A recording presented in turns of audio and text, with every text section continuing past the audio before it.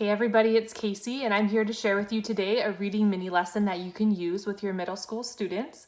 Last week I went over the different parts of the reading framework that I use to teach a reading mini lesson, and I will link that video below if you want to just get more details about the actual parts of the reading mini lesson framework. But today I'm going to share an idea for an actual specific mini lesson that you can do with your students. So this mini lesson comes from my realistic fiction reading unit for middle school students.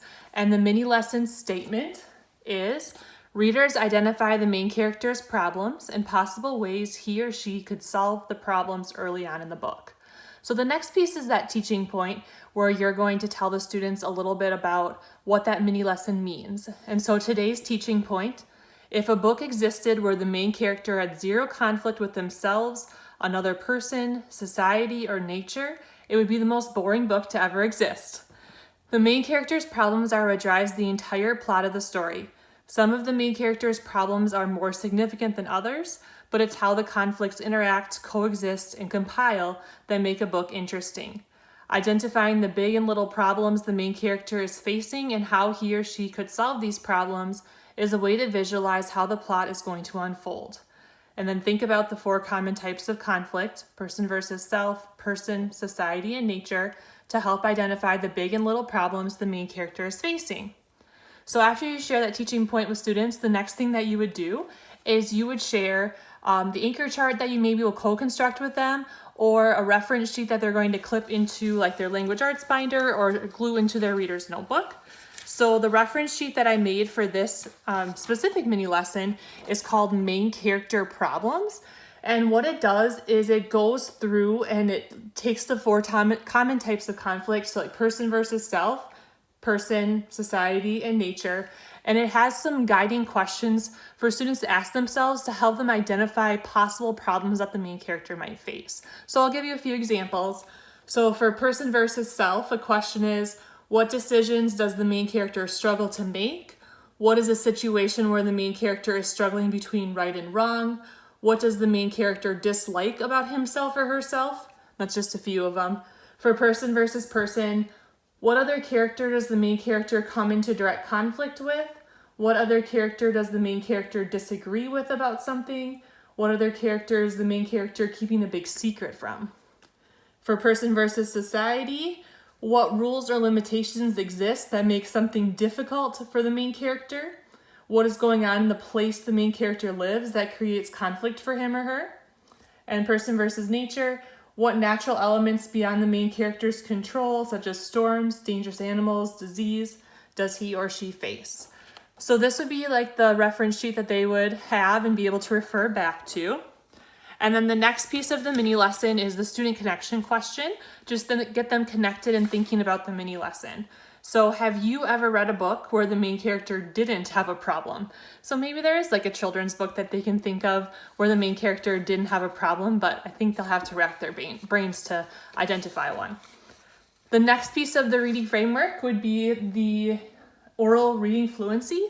So for this piece, I have students take their realistic fiction book that they're reading independently, look back over the last 5 pages that they've read, and read one of those pages aloud to a partner, focusing on those dimensions of fluency, not just how fast they read.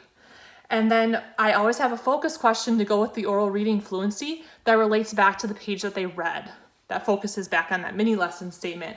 So for this one, did anything happen on the page you read aloud that shows a problem the main character is facing? So that's the oral reading fluency.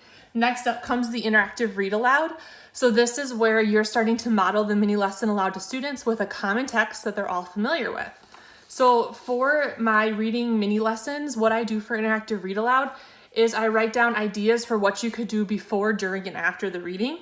So for my idea for before the reading would be to ask students to reread through the questions listed on the main character problems reference sheet and select one question that relates to the main character's problem in the book that we're reading. So going back to this sheet, selecting one question and talking about it before we get started.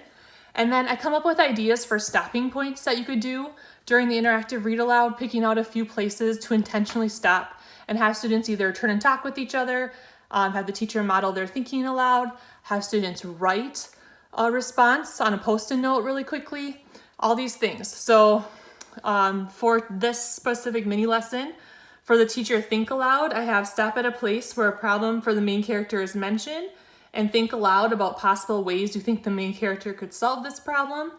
For a whole class share an idea, stop at a place where one of the main character's problems is mentioned and ask students, if you were in this character's shoes, how would you solve this problem?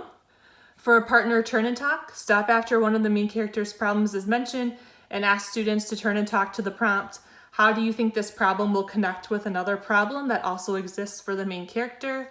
And then a sticky note stop and jot idea.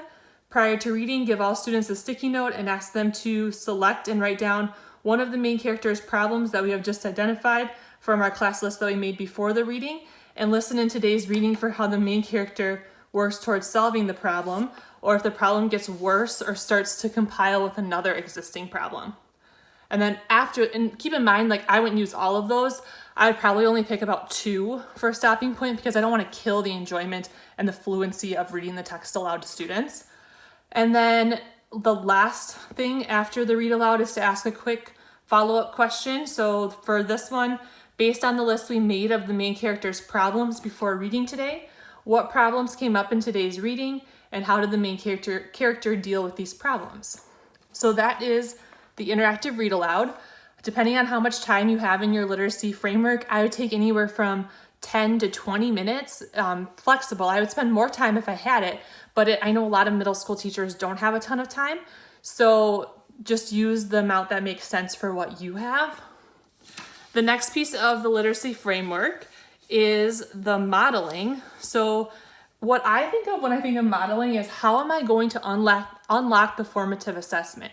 Essentially with the interactive read aloud, we've already done quite a bit of modeling of how to think about the mini lesson for that day. Now we're going to say, all right, students, today this is going to be your independent task, but I'm trying to unlock that for you. I want to model exactly what a good response would look like for this. So with every reading mini lesson that I made for my reading units, I do have an exit ticket. So today's exit ticket looks like this, and it's a chart. And it has problems the main character has, so they would list out 3 of them. The type of conflict the problem is based off of, so would that be the person versus self, person versus society, person or nature? How do you think the main character should solve the problem? And how do you think the main character will attempt to solve the problem? 2 very different things there. How do you think they should? How do you think they will? So this is the exit ticket for today. The exit ticket also comes with a proficiency rubric. So it has what would meaning proficiency look like, approaching, what would minimal, and showing no evidence look like. So that's really nice, a way to assess whether you're using standards-based grading or whether you use a point system. You can convert this to a point system or use it in that standards-based grading model, which is really nice. And it's also nice to have students have a specific target for each exit ticket. Each proficiency rubric is written specific to that exit ticket expectations. So going back to the modeling portion, what I have done is I've taken about 15 different popular realistic fiction books in middle school, and this would just be an example of what it would look like to have a completed exit ticket that meets proficiency. And so for this particular one, I used the book Heat by Mike Lupica. So I'm just going to share one example with you. So problems the main character has. If Michael doesn't find a way to produce his birth certificate to prove he is only 12 years old, he will have to continue to sit out baseball games during the most critical time of the season. The type of conflict the problem is based off of. Person versus society. Michael is facing rules that are putting him at an unfair disadvantage because his birth certificate is in Cuba. How do you think the main character should solve the problem? Michael should tell his coach or Mr. Gibbs the truth about his birth certificate being in Cuba and how he needs help in order to get it sent to him. How do I think he will try to solve it? I think Michael will continue to keep the secret about his dad and not tell anybody about the birth certificate in hopes that Carlos will get it figured out. Carlos is his older brother. So I have a couple other examples too that you could share with students, but it's just nice to be able to show them this is what meeting proficiency would look like. This is what a quality response looks like with popular middle school realistic fiction. So that is the modeling. The next part of the mini lesson is going to be the have a go. This is where you're releasing releasing responsibility over to students with that gradual release of responsibility, getting them confident in trying this out on their own. So my idea for the have a go today would be to have students get the exit ticket and reread the reference sheet, main character's problems. And then I would have them turn to a partner and share one problem the main character in their book is facing and what type of conflict that problem relates to. So is that based off of a person versus self, person, society, or nature type of conflict? So sharing that aloud, getting that talking going. Talking is always easier than writing your ideas in isolation. So talking it out first and that have a go is really important. And then the last part is the application.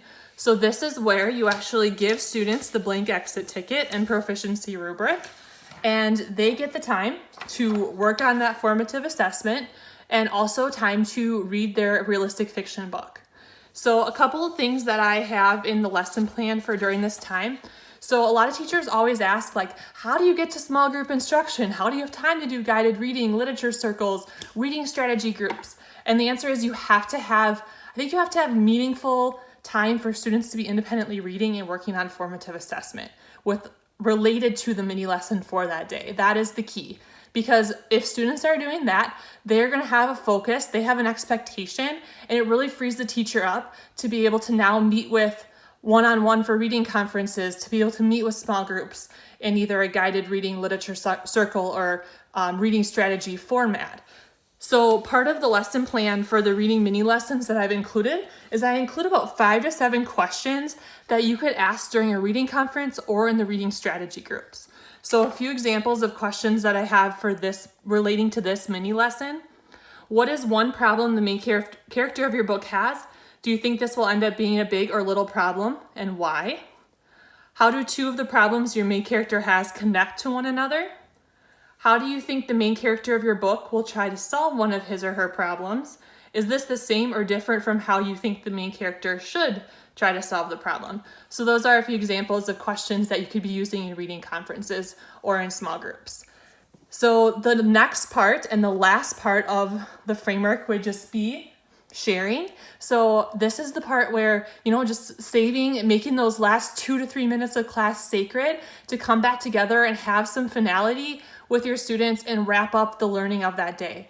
So in the lesson plan, I always have an idea for a sharing question, if I can find it. So lots of different ways that you can have students share. I love a symphony share where students stand in a circle and you just whip around and have them all answer it. Having them share in partners, having them share out as a whole class, having them write something down quick on a sticky note, all good options. So the share question for today: at this point in the text, what is the most significant problem the main character in your book is facing, and what are ways he or she could solve this problem? So as you can see, everything that we do in our reading mini lesson framework relates back to that original mini lesson statement that we're focused in on from the beginning of the lesson, identifying the main character's problems and possible ways he or she could solve those problems early on in the book. So all the questioning, all the different pieces relates back to that. And that's why I think it's important to have a very specific targeted mini lesson every day. Every reading unit that I make has 20 different reading mini lessons aligned to 6 different priority standards. So I hope this was helpful. I hope this kind of generated some ideas or gave you an idea of a mini lesson that you could use with your students when you get back to school this fall. If you have any questions, make sure you let me know. I'm happy to answer them. And thanks so much for tuning in and watching.